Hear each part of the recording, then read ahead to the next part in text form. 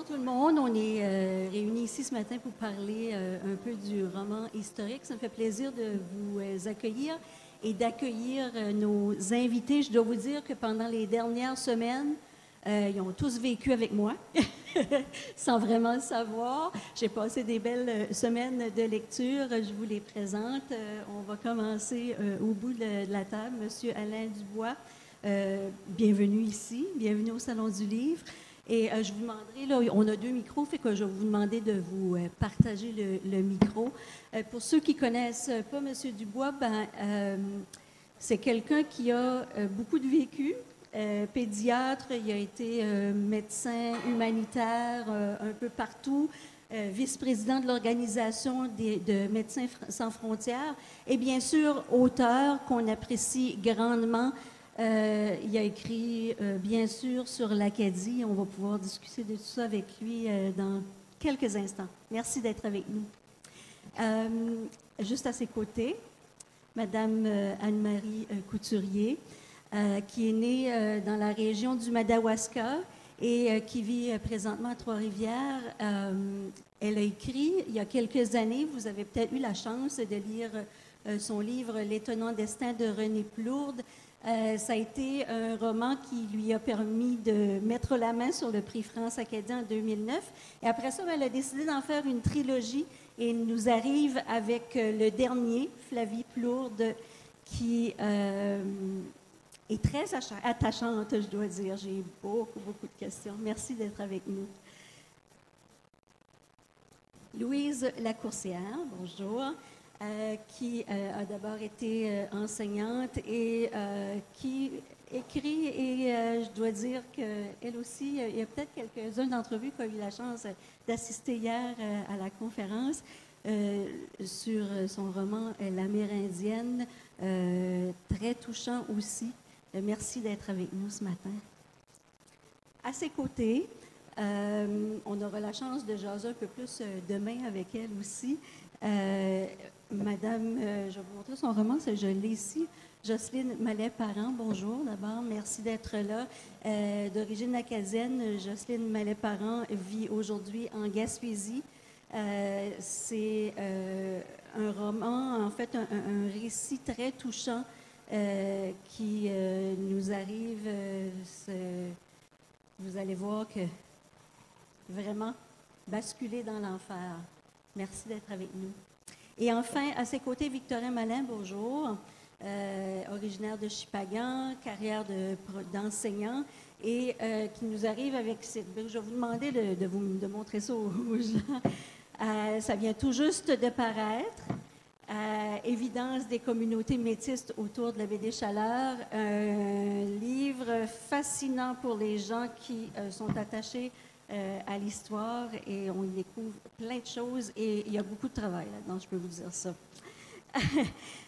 J'aimerais, pour commencer, vous avez chacun dans vos styles abordé des tranches de l'histoire. Est-ce qu'on doit vraiment s'imprégner de l'époque pour écrire? Je vais commencer avec vous, Monsieur Dubois. Vous avez écrit sur l'Acadie. Est-ce que c'est important de vous imprégner de l'Acadie, d'être fidèle à ce qui y a été vécu? Je vous dirais que le thème de cette réunion, c'est le roman historique. Oui. Alors, dans le terme roman historique, vous avez 2 partenaires. Vous avez l'historien et vous avez le romancier. C'est un couple que je qualifierais d'infernal. Parce que l'historien, enfin, à mon avis, c'est quelqu'un qui est assez anonyme, qui est discret, qui travaille tard le soir, la nuit, l'hiver, à la chandelle, sur des sujets, sur le nombre de boutons d'un gilet acadien en 1670 pour aller à la messe. Il va travailler pendant des années là-dessus pour finir par faire un mémoire qui va être tiré à 350 exemplaires pour l'université. Exactement. Ça. Donc, ça, c'est l'historien. Mais il est incontestable. Et il a l'angoisse du détail, de la faute, de l'erreur qui pourrait lui être reprochée. Le romancier, lui, c'est quelqu'un, ou la romancière, qui se lève tard le matin et qui, toute la journée, va chercher... Ils n'ont pas l'air d'accord avec vous. va chercher une idée. Et alors, une idée, par exemple, la veille au soir, comme c'est quelqu'un de très connu, à la différence de Est-ce qu'on peut l'historien. interrompre? Absolument, Oui, vous avez le droit. on va quand même lui laisser la parole un bout. La veille au soir, quelqu'un lui a dit, mais pourquoi tu n'écris pas sur l'Acadie? Alors il répond, mais l'Acadie, je ne sais pas, je ne connais pas. Et on lui dit, mais c'est pas grave, il y a les historiens. Ils vont te donner tout ce que tu veux. Alors c'est vrai, dans la journée, il a son idée, va voir son éditeur, il dit, je vais vous faire une œuvre sur l'Acadie. Ah, très cher ami, c'est formidable, c'est pas de l'Acadie, c'est incroyable cette histoire. Allons-y, on signe un contrat et tout, pendant que l'historien continue dans sa cambuse, 7e étage sous les toits, à faire ce petit travail nocturne, tout ça, il tousse, il crache du sang, il est malade et tout ça. Et voilà. Alors si vous voulez, c'est le couple qui est à la base du roman historique. Et pour le caractériser en un mot pour finir, je citerai la phrase d'Alexandre Dumas, qui lui était vraiment un historien qui s'est amusé avec l'histoire et qui disait « On peut violenter l'histoire à condition de lui faire de beaux enfants ». Voilà. Madame Couturier, vous avez un peu réagi. Vous n'êtes pas d'accord? En tout cas, se lever tard le matin, là, oubliez ça. C'est pas mon cas. Moi, à 5 heures, je suis réveillée, puis je me suis réveillée à peu près 5 fois avant. Donc, j'attendais 5 heures pour me lever. Donc, moi, j'écris le matin. Mais comme vous disiez, oui, moi, je suis partie dans mes romans parce que c'était ça, d'événements historiques connus. Et je ne vais pas les nommer tout de suite, je sais que vous allez me les demander après. Là. Et c'est vrai que pour l'histoire de la romancière, j'ai investi beaucoup là-dedans, moi. Parce que j'aime ça, faire parler les personnages. Pas les faire parler, mais dire leur non-dit, explorer leur non-dit. Souvent, ils ne sont pas capables d'interpréter. Donc, c'est là que je me dégage de l'histoire, des 4 boutons ou des 10 boutons, et je m'en vais vers un autre domaine. Voilà. Bon, la question, c'était... Après tout ça... C'était, bon, je vais vous, d'emblée, je vais vous confier ce qu'on m'a déjà dit avec un peu de dédain. Un écrivain qui me dit, moi, je pense que les gens qui font des romans historiques, c'est parce qu'ils n'ont pas d'imagination. OK? Oh. Bon, là, on écoute. On n'encaisse pas parce que pour moi, je sais que associer l'histoire et le roman, il faut avoir beaucoup d'imagination pour mener une histoire à bien. Il faut faire la différenciation entre le roman historique et le roman à saveur historique. Le roman à saveur historique? Non, non. Oui? Ah bon. Moi, je prône le roman historique en ce sens que tout ce que mon lecteur peut vérifier, c'est documenté. Alors qu'on parle de politique, qu'on parle de vie culturelle, de vie sociale, c'est documenté, vous pouvez vous fier.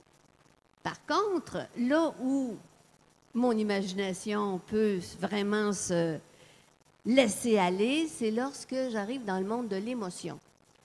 Il faut que nos personnages vivent de l'intérieur et les émotions, Madame Lévesque, qu'on soit en moins 350 ou qu'on soit en plus 2015 ou 17, chez l'être humain, il y a une base qui est comme... je vous dirais, permanente, en ce sens que l'amour, c'est important, l'amitié, c'est important, la réalisation de soi, c'est important. C'est les variantes, si vous voulez, selon l'époque auxquelles il faut faire attention pour pas que nos personnages soient anachroniques. Puis là, M. Dubos, là, je veux juste vous dire que quand vous avez parlé de l'historien qui est tout seul dans son coin et tout ça, moi, je suis la sœur de Jacques Lacourcière. Ses livres sur l'histoire ont été parmi les plus vendus dans l'histoire du Québec. Même que ça dépasse plusieurs romanciers parce qu'il est allé chercher la fibre. Il est allé parler des gens et non pas seulement des guerres ou des personnages importants, mais il est allé parler la vie de monsieur et madame tout le monde, comment c'était à une époque donnée. Comprenez-vous? C'est juste ça. Là, je me suis dit, ah là, il faut absolument que je le passe, comprends-tu? Oui. Est-ce que ça répond à votre question? Je voudrais rajouter quelque chose. Jacques Lacourcière est dans le dictionnaire. Donc. Dans le dictionnaire Larousse, OK? Et à mon avis, c'est le seul historien canadien qui est dans le dictionnaire Larousse. Oui, canadien, je pense. Écoutez, je m'avance, mais c'est parce que je ne voulais pas dire québécois pour englober le Nouveau-Brunswick. Bon, voilà. Je vous dis d'emblée, moi, je dois être le chien dans le jeu de quilles ou le diable dans la pièce ou sur la table ronde parce que je n'écris pas de roman historique. Alors, qu'est-ce que je fais ici? Je me suis dit que j'allais mettre un petit peu d'ordre dans tout ça. Vous êtes un peu le chien de garde. Je suis le chien de garde Ouais. parce que j'écris, moi, en fait, règle générale, des romans d'actualité. Et l'histoire, avec un grand H, par définition, ce sont des événements qui ont retenu l'attention et qui vont rester, des événements qui vont rester dans les mémoires et qui vont passer à l'histoire. C'est un peu ce que vous faites quand même. Bon, mettons que Basculer dans l'enfer, ça parle de la radicalisation et Ouais. du terrorisme. C'est certain que ça va passer à l'histoire. Mais pour le moment, j'ai à faire énormément de recherches. C'est peut-être mon lien avec les historiens. Et ça demande peut-être encore plus d'attention, tout au moins autant, parce qu'on ne peut pas dire n'importe quoi non plus. Et ce sont des sujets graves, ce sont des sujets peut-être qui sont moins faciles d'abord parce que on n'a pas beaucoup écrit encore sur ces sujets-là. On les vit, on est dedans, les deux pieds dedans. Et pour obstiner un petit peu mon collègue, mon cousin français, je dirais que le couple historien-romancier est, à mon avis, un couple très bien assorti. Parce que l'historien, à mon avis, doit être dans les détails. Et le romancier, lui, il est dans l'imaginaire et dans l'émotion. Alors, un couple, si je pense au mien, qui est dans le détail, ce qui est tout à fait le cas de mon conjoint, et moi qui est plus dans l'imaginaire, on n'est pas si mal, ça fait une 40aine d'années qu'on est ensemble. Alors, tout ça pour dire que je crois que l'historien et le romancier se marient très bien. Je dirais aussi, pour rajouter sur les propos de Mme Lacourcière, le romancier, par définition, à mon avis, doit toucher l'émotion. Et si on lit un roman qui nous a touchés, comme si on voit un film qui nous a touchés, je dis pas tomber dans le pathos ou dans le mélo, mais un roman qui réussit, quand une fois qu'on a fermé le livre, à rester avec nous, que les personnages nous habitent longtemps encore après qu'on a fermé le livre, c'est ça un vrai romancier, à mon avis. Et j'aimerais beaucoup vous parler plus tard d'actualité de mon livre, mais je laisse la parole à mon cousin Mallet aussi. Oui, c'est une drôle d'adonnance parce que Mme Mallet, ses parents du côté des Mallet viennent de Le Goulet. Et moi, je suis de Shippagan. Et les Malais de cette région-là sont tous de la même souche. Alors, on est des cousins, cousines, pas tellement éloignés. Et je connaissais bien son grand-père. Alors, moi, je n'écris pas de roman non plus. Un roman, pour moi, c'est un récit basé sur l'imagination. Maintenant, si c'est un roman historique, en principe, il est encadré par une période de l'histoire, une période de l'histoire, disons, la Révolution française, par exemple, peut-être la Révolution des Russes, dans le temps de Léon Tolstoï, par exemple, qui avait écrit La guerre et la paix. Ça se plaçait dans cette époque-là. Ce que je peux dire, c'est que dans mon dernier ouvrage, qui porte sur les métis de la baie des Chaleurs, dans lequel j'ai identifié les familles souches, les familles métisses souches de la baie des Chaleurs, et dans lequel j'ai essayé de démontrer qu'il y avait non seulement des familles, mais qu'il y avait aussi des communautés métisses, en particulier à Passepébiac, du côté de la Gaspésie, parce qu'on parle de la baie des Chaleurs ici, là, quand on fait le tour, on part de Gaspé, on remonte jusqu'à Miscou. Alors, il y avait des communautés métisses dans ces régions-là, à Passepébiac donc, et en particulier à Boc-à-Raquette. Alors, dans mon livre, je parle de la bataille de Restigouche, qui est la dernière bataille où les Français à partir de laquelle les Français ont perdu le Canada, si on peut dire ça. Et il y a un type, à un moment donné, du nom de Edmond Landry, qui avait écrit un roman historique qui s'intitulait La dernière bataille. Et puis, il l'avait placé dans le contexte de la bataille de Restigouche, mais dans son roman, il parlait des Français qui étaient venus de France pour défendre ce qui restait du Canada. Et il avait attribué à ces personnages des discours, des paroles, il les faisait parler. Alors, il a raconté leur histoire, mais non seulement leur histoire, il avait imaginé ce que ces gens-là vivaient à ce moment-là.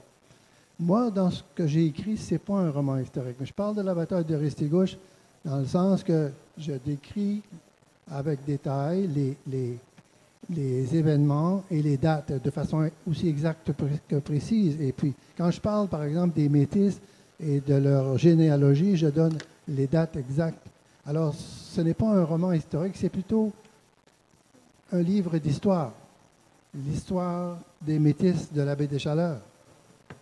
Alors, je vous laisse avec ça. On pourrait dire que vous êtes un peu celui qui se rapproche le plus de l'exactitude des faits? Oui, c'est justement, dans ce que j'ai écrit, tout est vérifié. Alors, ça m'a pris 5 ans pour écrire ça, les recherches, et chaque date doit être vérifiée et revérifiée, et ensuite regardée par une tierce personne pour s'assurer que la date est correcte, par exemple. Tandis que dans un roman historique, en autant qu'on est dans la bonne période de l'histoire, on est correct.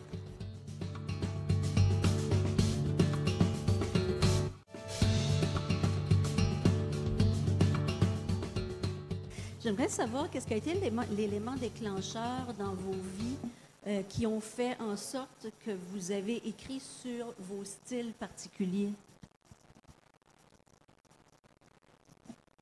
Sur nos styles ou sur le roman Ben, sur votre roman. OK. Oui.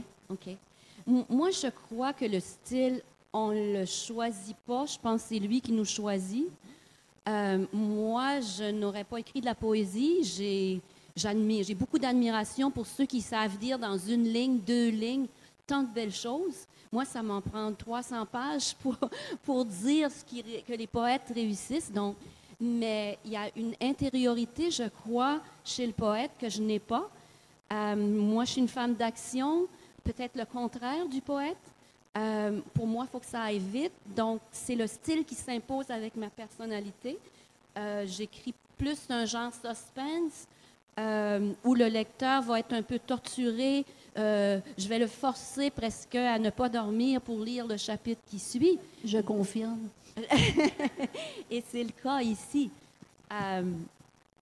Donc, moi, dans mon cas, je n'ai pas vraiment choisi. Il n'y a pas d'étincelle qui est venue, c'est le style qui m'a choisi. Et je rajouterais, ça ne répond pas à votre question, mais ça rajoute, puis peut-être ça pourra porter à d'autres discussions tout à l'heure. J'ai lu souvent qu'il y avait autant d'interprétations de l'histoire qu'il y a d'historiens. Et ça m'étonne toujours. Parce que ça veut dire que l'histoire, c'est une interprétation d'une personne. Alors, qu'est-ce qui sont les faits 200 ans ou 300 ans passés? S'ils sont rapportés par un historien actuel, c'est sûr qu'il va y mettre une lumière que celui qui l'a rapporté au siècle passé n'avait pas. Et j'ajouterais, en parlant du terrorisme, on pense aussi que c'est un événement actuel, que ça date, je ne sais pas, moi, des dernières années, à partir des avions dans les tours jumelles à New York. Mais j'ai une citation en incipit dans mon livre, et c'est de Chateaubriand. Elle n'est pas longue, je vous la lis, qui dit « Jamais le meurtre ne sera à mes yeux un objet d'admiration, un argument de liberté. Je ne connais rien de plus servile, de plus méprisable, de plus lâche, de plus borné qu'un terrorisme. Qu'un terroriste. » Bien, on parle ici du terrorisme moderne, mais il y a eu du terrorisme partout dans l'histoire. Absolument. Lorsqu'on parle, Monsieur Mallette, lorsqu'on parle du roman historique, mais du vrai roman historique, il y a vraiment un souci d'exactitude qui sous-tend, si vous voulez, notre écriture. Et je sais que pour Anne-Marie aussi, c'est la même chose. Puis, je suis d'accord avec avec Jocelyne qui dit que l'objectivité, c'est dur, c'est difficile à obtenir. Mais moi, je dis que si on fait l'addition de plusieurs subjectivités, on arrive quand même à une certaine objectivité.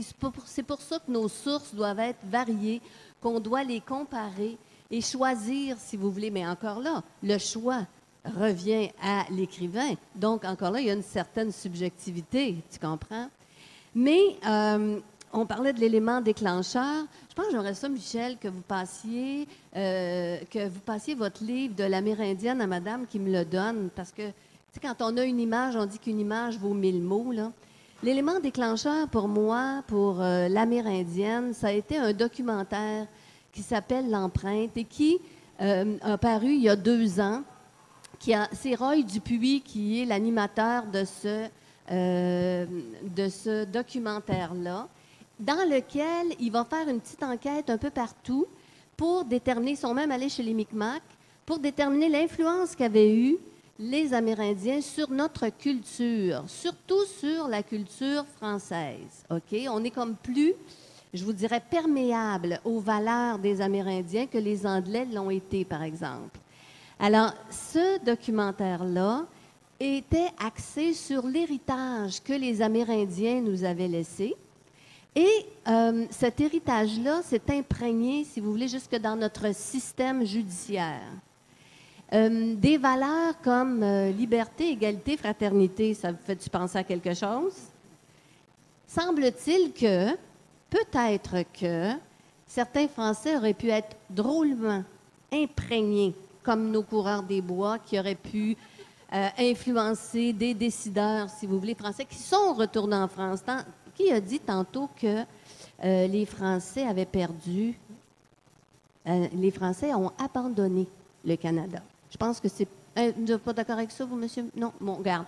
On rentre un peu là-dedans pour que je puisse me concentrer sur qu'est-ce qui a été l'élément déclencheur dans l'écriture de l'Amérindienne.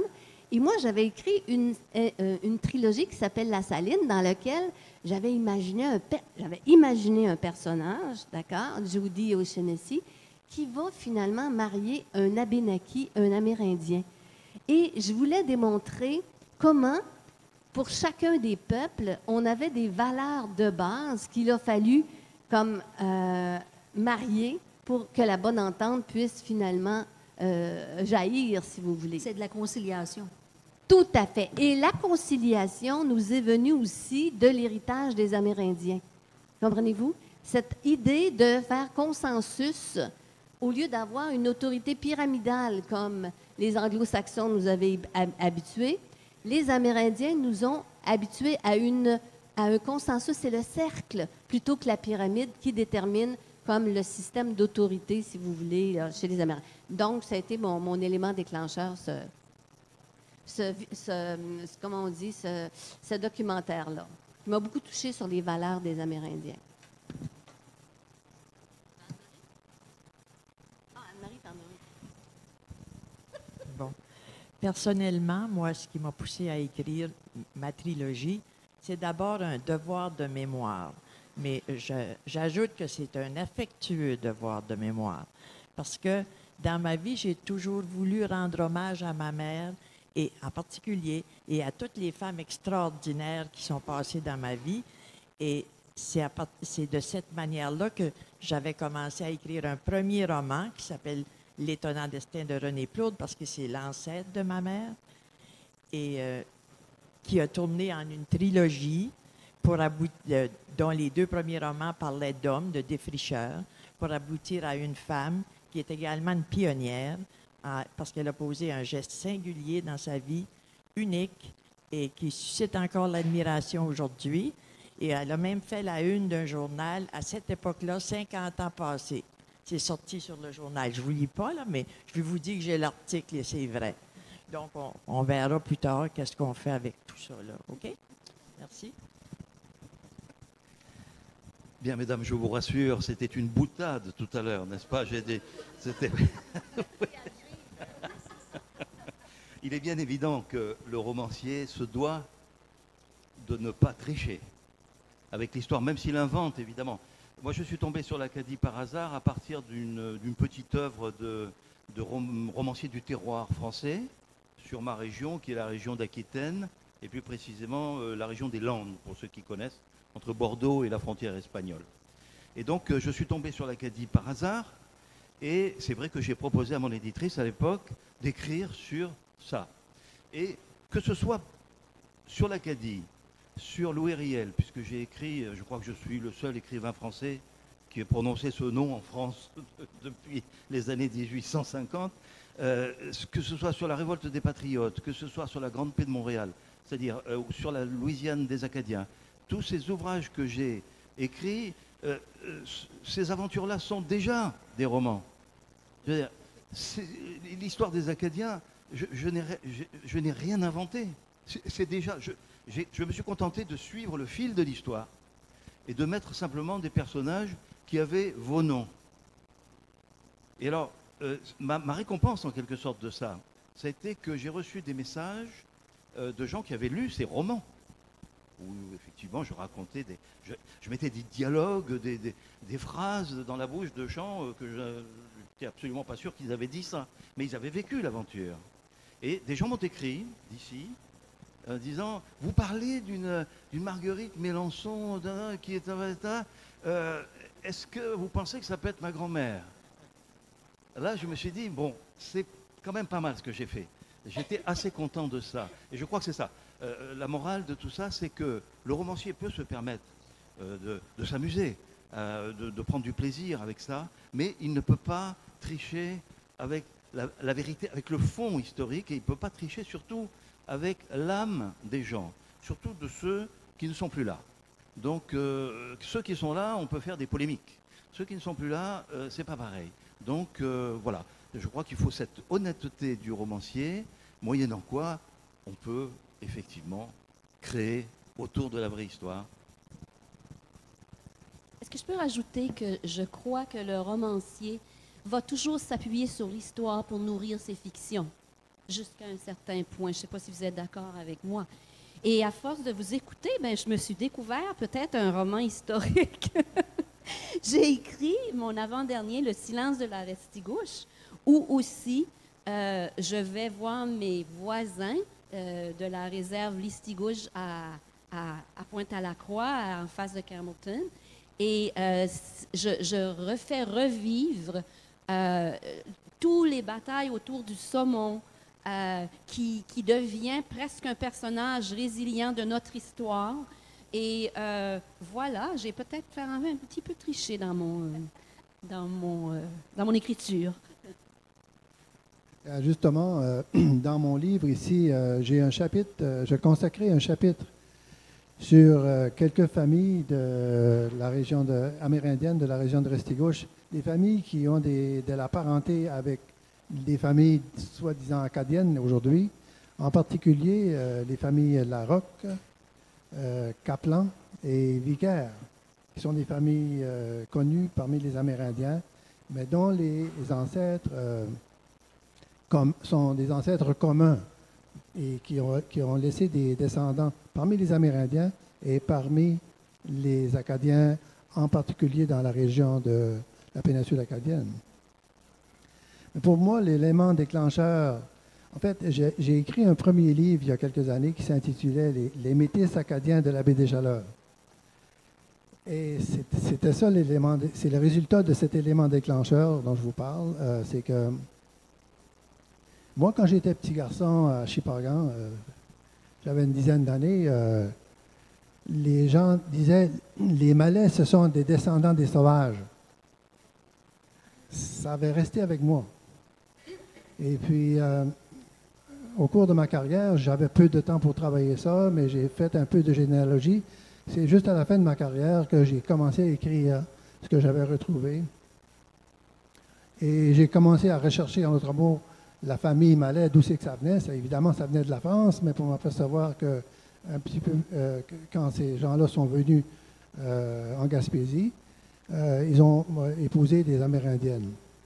Alors, c'était commun pour les pêcheurs de morue qui venaient en Gaspésie et qui restaient en Gaspésie de se trouver des épouses. Et les seules femmes qu'il y avait dans ce temps-là dans le coin, C'était des Amérindiennes et c'était correct.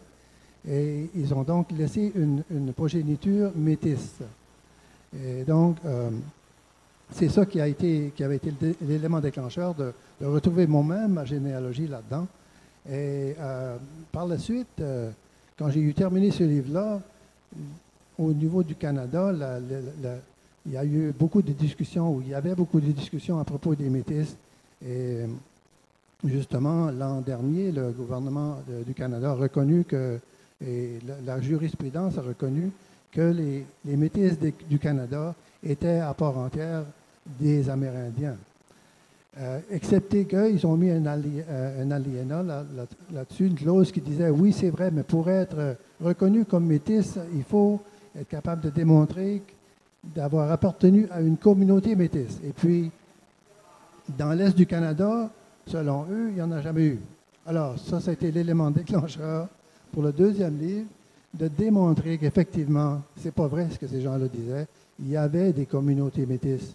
Et on ne peut pas dire qu'il y en a encore, parce qu'on ne peut pas dire qu'aujourd'hui, la communauté de Boc-à-Raquette est une communauté métisse. Mais à l'origine, c'était une communauté métisse. Et c'est ce qui est démontré là-dedans. Même chose pour Passepébia. Alors, voilà. Mais vous avez quand même poussé votre recherche très loin. Quand on va jusqu'à utiliser l'ADN pour prouver certaines choses, fallait le faire? Oui, la raison c'est tout à fait correct. Ce que vous dites, c'est que dans les textes de BMS, baptême, mariage, etc., on trouve bien des choses, mais lorsqu'il y a un mariage, en fait, les mariages entre les Français et les Amérindiennes souvent n'existent pas. Et puis, souvent, ça découle un peu de l'histoire. Les gens disent, oui, c'était probablement une Amérindienne. C'est tout ce qu'on pouvait dire. Ou dans le registre, c'était marqué Marie. Son épouse s'appelait Marie. Alors, avec des tests d'ADN maintenant, et ça s'est avéré justement une chose très heureuse pour moi, en remontant du côté de ma mère, qui était une Robichaud, mais en remontant sa lignée matrilinéaire jusqu'à le plus loin possible, j'avais découvert que sa mère matriarcale était une Amérindienne. Et en faisant faire un test d'ADN sur moi-même, qui avait hérité de ma mère ces gènes-là, j'ai pu démontrer que c'était effectivement une Amérindienne. Mais par la suite, j'ai été capable de le faire avec toute une série d'autres candidates. Et pour prouver qu'effectivement, les familles dont je parlais, qui étaient des familles métisses, eh bien, c'était vraiment des épouses amérindiennes.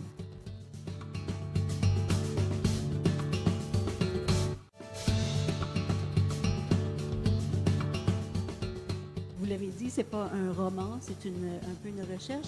J'aimerais voir du côté des romanciers, quel est le personnage qui vous a le plus marqué, qui vous a le plus habité?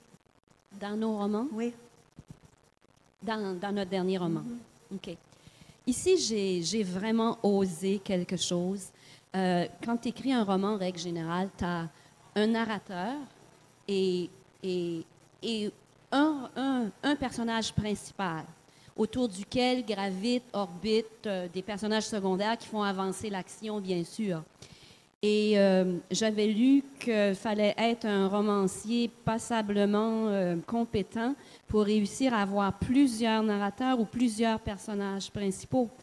Je ne l'ai pas choisi encore une fois. Ça s'est imposé. Quand j'ai voulu traiter du radicalisme et de la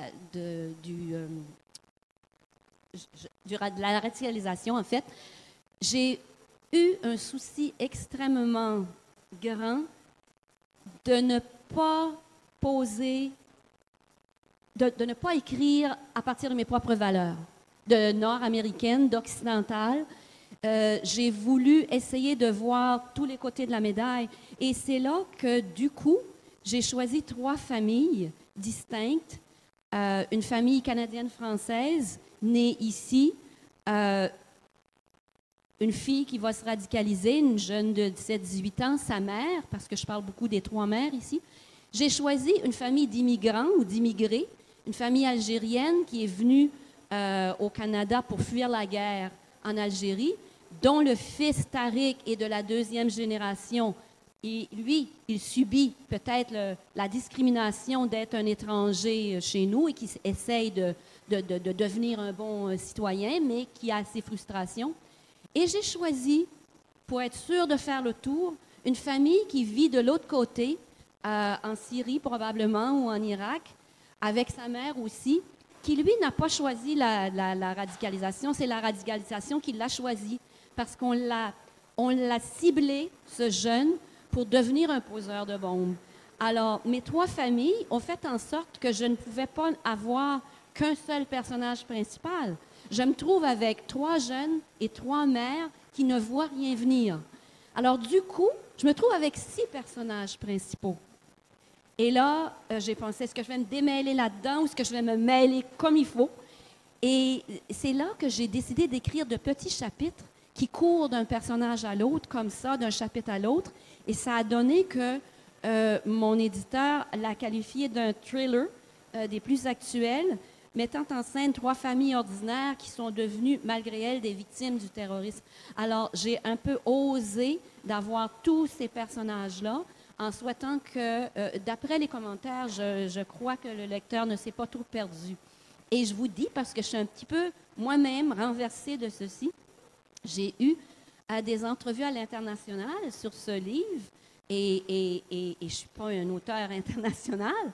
J'ai eu un article dans le Toronto Star en anglais, mais la surprise, c'est que j'ai un article écrit en langue arabe.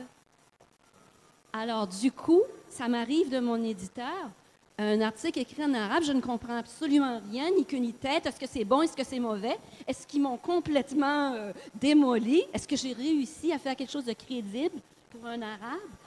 Et du coup, je me cherche un arabe. Moi, je vis dans un petit milieu qui a à peu près, je ne sais pas s'il y a 2000 personnes. Je me cherche un arabe pour me traduire ça. Et passer de mon époque pour penser que j'avais qu'à aller sur Google Traduction, puis qui m'a traduit ça dans 5 minutes sur mon ordinateur. Et oui, c'était positif bon, alors c'est quand même quelque chose d'assez exceptionnel de réussir à toucher un aussi grand auditoire. J'ai perdu votre question parce que j'ai dérivé un peu, alors je passe le micro. Alors, dans l'Amérindienne, il y a 2 personnages principaux.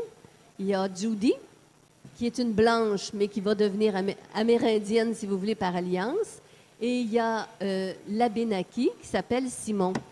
Alors, pour moi, évidemment, c'était plus facile de m'intégrer au personnage féminin, mais je me suis efforcée d'entrer dans la peau de Simon. Et pour ce faire, Simon l'Abénaki, j'ai passé, je vous dirais, l'équivalent de quelques semaines dans la réserve des Abénakis d'Odanak pour interviewer des gens, pour mieux connaître les coutumes, pour mieux connaître le passé. Et j'ai eu la chance, par les Atikamekw, de vivre ce qu'on appelle une hutte de sudation, un sweat lodge. Est-ce que vous connaissez ça? Oui, hein? Alors, je l'ai vécu. Il y avait 17 Atikamekw dans la hutte et 2 Blancs. Et j'étais, pendant toute la durée du sweat lodge, pendant toute la durée de la hutte, j'étais Simon. Que ressent Simon? Que pense Simon? Là, j'ai tout son passé, si vous voulez, en background. Comment il va réagir, ainsi de suite. Et quand je suis sortie de là, évidemment, je me suis dépêchée d'aller écrire la scène où Simon vit cette... Mais je vais vous dire que maintenant, j'ai un regret. Je veux retourner dans la hutte de sudation en étant Louise Lacourcière. Que ressent Louise Lacourcière? Que pense Louise Lacourcière? Comprenez-vous? Alors, on entre tellement parfois dans nos personnages qu'on s'oublie. Et je ne sais pas, Jocelyne, si... qu'est-ce que tu faisais avant d'écrire? Est-ce que tu es née écrivaine? Est-ce qu'on est écrivaine? Bon, regarde, j'ai eu plusieurs vies. J'étais étudiante en littérature, en maîtrise en littérature à l'Université de Moncton, croyant, oui, que j'allais faire ma carrière dans les mots. Je l'ai fait dans bien d'autres choses, mais toujours en éducation. C'est ce que je voulais entendre, OK? C'est ce que je voulais entendre pour... Je sais que vous avez enseigné et que vous enseignez encore. Je sais... Hein? C'est vrai? Oui, mais vous n'avez pas enseigné à l'université... Jamais, jamais? Ah, tu vois, j'avais lu ça quand je m'étais préparée pour la table ronde, j'avais lu qu'il avait été enseignant. Bon, je m'excuse. Mais que vous aviez été médecin aussi. Bon. Anne-Marie est enseignante, j'ai été enseignante, M. Mallette a été enseignant. Et le piège du roman historique, c'est là que je veux en venir, c'est qu'il faut oublier sa peau d'enseignante pour se placer vraiment dans nos personnages. Et le piège, c'est de pas bien doser l'élément informatif et l'élément romanesque. Il ne faut pas que l'élément informatif, comme quand on donne un cours, prévale sur l'élément romanesque. Comprenez-vous? À ce moment-là, est-ce qu'on l'écrit toujours en ayant ça? Moi, en tout cas, moi, c'est important parce que je suis peut-être maîtresse d'école un petit peu. Tu l'as vu hier, Michel, hein? Alors, c'est pour pas que ça transparaisse, si vous voulez, dans le texte, il faut vraiment se connecter à l'émotion des personnages. Et c'est pour ça que j'espère, quand j'entends « Ah, Judy a continué à vivre en moi » ou « Simon a continué à vivre en moi » ou « Alanis a continué à vivre en moi », pour moi, c'est le plus beau cadeau qu'un lecteur peut me faire. Ça répond-tu à votre question? Personnellement, actuellement, je vous dirais que le personnage qui m'a habité le plus, c'est Flavie Plourde. Je ne peux pas vous dire à quel degré j'étais en communication avec elle, mais quand je retourne en arrière puis je pense à René Plourde, j'ai beaucoup aimé René Plourde aussi. Les gens me disaient, mais tu es en amour avec René, Anne-Marie. Mais là, c'est ça qu'il faut quand on écrit. Je me défendais presque, là. Et si je viens à mon deuxième roman, Pierre Plourde Desmoulins, je l'ai adoré, cet homme-là. Donc, je vais vous dire Flavie pour tout de suite, là. C'est le personnage qui m'habite le plus et une personne réelle aussi. Mais je vous dis que j'ai beaucoup aimé mes autres héros aussi. Voilà.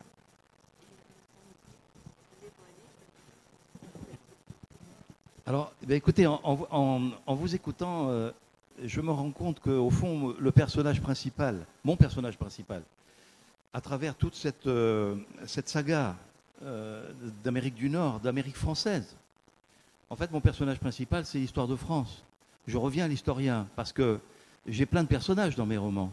Ils sont en Louisiane, ils sont au Manitoba, ils sont au Québec d'aujourd'hui. Mais au fond, je me rends compte que j'ai écrit pour des lecteurs français qui ne connaissent pas cette histoire. Ils savent vaguement des choses, mais on ne leur a pas appris. On ne leur a pas appris à l'école, on ne leur a pas appris au lycée. Il faut être à l'université dans une spécialité historique pour vraiment savoir ce qui se passe. Donc, je me rends compte finalement que, à travers l'Acadie, qui est aussi un personnage loin d'être secondaire, d'un personnage principal, c'est quand même l'histoire de France que je raconte. Et je vais vous dire à quel point j'ai écrit une pièce de théâtre qu'on a jouée. Je vois mon ami Claude Boudreau là-bas, avec le président des Amitiés France-Acadie. On l'a jouée à Memramcook, on l'a baptisée à Memramcook il y a 4 ans, cette pièce, qui s'appelait « Et l'Acadie Majesté ». Et pour répondre à votre question sur l'abandon, voilà une question historique. Est-ce que la France a abandonné son Amérique? Non, la France a fait ce qu'elle pouvait dans une situation extrêmement difficile. C'est un point historique absolument précis que j'ai mis dans cette pièce sous une forme théâtrale. Alors, avec des gags, avec des situations, ça amuse beaucoup les enfants, on joue devant des scolaires, mais on leur apprend, par exemple, que Louis XV, cerné par l'Angleterre, la Prusse, dans une situation très difficile, a quand même envoyé une flotte, 72 navires, 11 000 hommes, en 1746, pour reconquérir l'Acadie, perdue par Louis XIV. Mais est-ce qu'il n'y a pas un célèbre philosophe qui a dit « On ne va pas se battre pour quelques arpents de neige » Oui. Oui, mais justement, il est allé contre ça et il a envoyé cette flotte. Et sur ces 11 000 hommes, 200 seulement ont débarqué dans la baie des Chaleurs. 200. Le reste s'est perdu dans la tempête. À quoi tient l'histoire? À quoi tient l'histoire? Si Louisbourg et l'Acadie avaient été reprises 40 ans après le traité d'Utrecht, on n'en serait pas là aujourd'hui. On serait dans une configuration différente. Ça, c'est la vraie histoire. Donc, j'ai écrit cette pièce et j'espère d'ailleurs qu'on est ici aussi pour prendre des contacts pour la rejouer sous un titre qui serait, parce qu'on l'a quand même pas mal transformé en 4 ans, c'est du théâtre historique, comme il y a du roman, et elle va s'appeler, si on la joue ici, je crois que c'est en bonne voie, Un roi sans Acadie. Un roi sans Acadie. Voilà. la France a perdu son Acadie. À partir du moment où elle a perdu son Acadie, tout le reste est tombé comme des dominos jusqu'à la Louisiane vendue par Bonaparte. Donc, vous voyez, on est toujours très près de l'histoire, même quand on fait du théâtre pour des scolaires de 5e ou de 8e. J'aimerais d'abord vos impressions sur ces propos, M. Mallet. À propos de... De l'Acadie. Moi, je suis sympathique aux commentaires de M. Dubois parce que les événements historiques, quand ils se produisent, souvent, ils sont incontrôlables. La France, dans le moment, on parle des années 1760, était pris dans une guerre là-bas. Et quand ils ont envoyé des bateaux pour secourir Québec, pour aider Québec, ils ont envoyé seulement quelques navires parce que probablement c'est tout ce qu'ils pouvaient envoyer. Est-ce que ça valait la peine de se défendre pour des fourrures et des morues? Est-ce que la France, j'avais dit que j'étais le diable sur la table ronde, là. Alors, est-ce que la France s'est battue pour des fourrures et des morues? Disons que je répondrai ça d'une façon indirecte. C'est que l'Angleterre qui a gagné, elle est devenue riche par après. Alors la France a perdu beaucoup de ne pas garder le Canada. Mais la raison pourquoi elle l'a perdu, c'est pas aussi simple que ça de dire que c'est parce qu'ils nous ont abandonnés. Parce que vraiment, c'est un concours de circonstances qui ont fait que les 5 bateaux qui sont partis de la France en 1760 pour venir au Canada, il y en a 3 qui ont été interceptés par les Anglais, il y en a 2 qui se sont rendus. Quand ils sont arrivés dans la baie des Chaleurs, ils sont aperçus que déjà les Anglais étaient rendus à Québec. Alors, il n'y avait plus rien à faire. C'est vraiment de juger aujourd'hui ce qui s'est passé dans ce temps-là en disant la France nous a abandonnés. Moi, je trouve que c'est un peu sévère. Merci. Est-ce que vous pourriez vous détacher complètement du style dans lequel vous travaillez présentement pour aborder un autre totalement? Un autre style d'écriture? Un autre style d'écriture. OK. Bonne question. On parlait tout à l'heure, Louise, tu permets? Louise et moi, oui, on parlait peut-être d'écrire pour un conte ou pour plus jeunes, mais encore là, c'est pas quelque chose à laquelle je réfléchis. Si ça vient, ça viendra en ce qui me concerne. Mais moi, accidentellement, à cause de ma petite fille qui me dit, j'aimerais, si jamais tu écris un livre pour enfants, j'aimerais l'illustrer, mais j'étais vraiment pas là, OK? Et finalement, bon, la vie, ma petite fille, je l'ai connue à l'âge de 5 ans. À l'âge de 16 ans, elle est allée rester avec son père. J'ai eu peur de la perdre. Puis là, je me suis dit, le seul moyen que j'aurais d'aller la chercher, c'est de lui rappeler le projet quand elle était petite, qu'elle m'avait dit, si tu écris un livre pour enfants, j'aimerais l'illustrer. À 16 ans, je lui ai posé la question, est-ce que tu es encore prête? Elle a dit oui. Et là, j'ai écrit un livre pour enfants. Et il va être publié le 21 mars 2018, imaginez-vous donc. Et il y a un projet de 14 livres dans cette série-là. Est-ce que ça va se réaliser? Je ne le sais pas. Mais de changer complètement mon orientation en pensant à l'enfant, en pensant aux valeurs, si tu veux, qu'on pourrait léguer aux enfants, ça m'a nourri énormément et je ne pensais jamais que je serais capable de sortir, si tu veux, de ce style de roman historique. Voilà.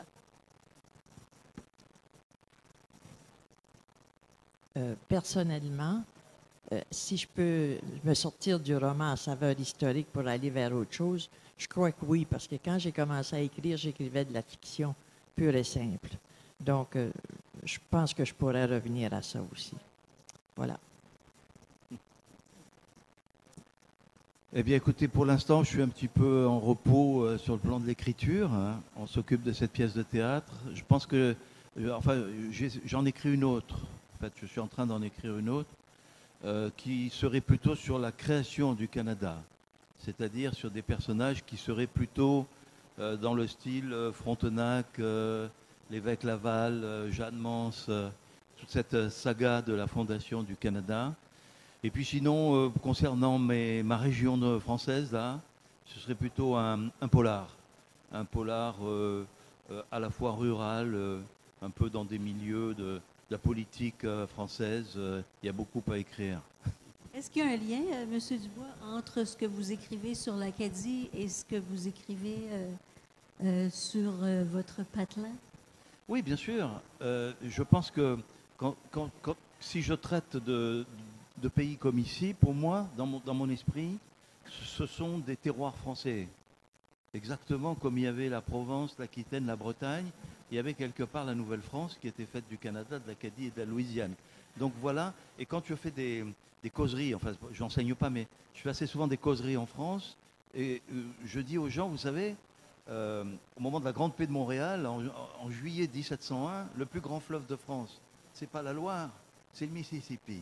Et ça, c'est d'un seul coup, les gens se disent, comment ça le Mississippi? Oui, je dis, il y en a même un second qui était grand aussi, il s'appelait le Saint-Laurent. Et voilà. Et au milieu de tout ça, il y avait une petite Nouvelle-Angleterre qui ne demandait qu'à se répandre et qui a fini par le faire. Voilà.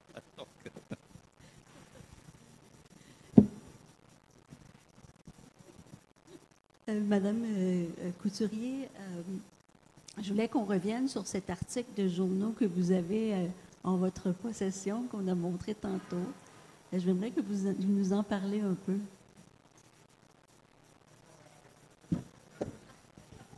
Ça veut dire que je révèle un point majeur dans le roman, là. C'est correct, là. Ce qui est arrivé à la fin de la vie de Flavie, donc c'était à la fin de la vie, si Flavie est calquée sur ma mère, en 1966, Flavie a donné ses yeux. C'est le premier don d'organes qui est arrivé au Nouveau-Brunswick. Et j'ai eu la confirmation de l'Institut national des banquiers, pas des banquiers, voyons, parce que mon frère... Oui, OK, merci Louise. Oui, des aveugles, que c'était vraiment... l'article s'intitulait « First Eye Donor in New Brunswick ». Donc, Flavie Plourde, Félicité Plourde, c'est la première personne qui a fait un don d'organes au Nouveau-Brunswick, c'était les yeux. Et c'est un point fort. Quand j'ai écrit mon roman, je m'en allais vers ça, mais quand je suis arrivée pour le dire vraiment, j'ai été encore impressionnée davantage que ce soit arrivé. À cette époque-là, en 1966. Donc, cet article a 51 ans aujourd'hui. C'est la fin de mon roman. C'est très touchant. Merci beaucoup d'avoir été avec nous. Merci beaucoup.